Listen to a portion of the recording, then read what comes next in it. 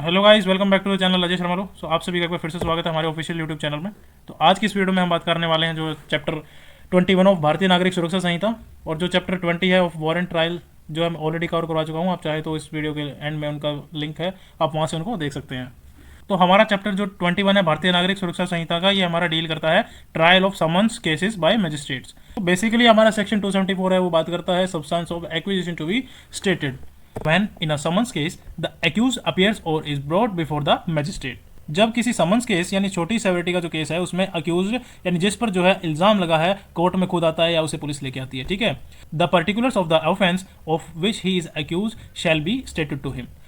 Magistrate साहब को उस ऑफेंस यानी अपराध के मेन पॉइंट्स यानी पर्टिकुलर्स जो है अक्यूज को बताने होते हैं, ताकि अक्यूज को जो है समझ आ जाए कि उस पर किस बात के जो आरोप लगाए गए हैं। And he shall be asked whether he pleads guilty और has any defence to make. Magistrate साहब फिर अक्यूज से पूछेंगे कि क्या वो जो अपनी गलती मानता है यानी जो है प्लीड गिल्टी करता है या उसके पास कोई डिफेंस है अपने बचाव के लिए। But it shall not be necessary to frame a formal charge. और यहाँ से आपका जो है प्रीलिम्स का क्वेश्चन बन सकता है समन्स केसेस से related. Provided that if the magistrate considers the accusation as groundless, he shall, after recording the reasons in writing, release the accused and such release shall have the effect of discharge।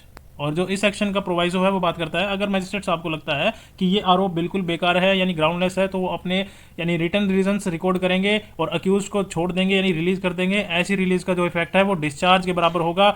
यहाँ पर उसको जो है discharge की बात हो रही है, यहाँ पे उसको एक्विटल अलग होता है, डिस्चार्ज अलग होता है। बस सिंपल सा सेक्शन है। Thanks for watching guys, I hope you really enjoy this video. So don't forget to like share and subscribe. और आने वाले जो वीडियोस रहेंगे हमारे इसी समन्स ट्रायल्स को बिल्कुल एक एक सेक्शन को जो है बारीकी से समझेंगे कि उनकी जो लैंग्वेज है डायरेक्ट के अकॉर्डिंग वो क्या कहते हैं, ठीक है। और कोई भी पॉइंट जो हमारे छूटना नहीं चाहिए।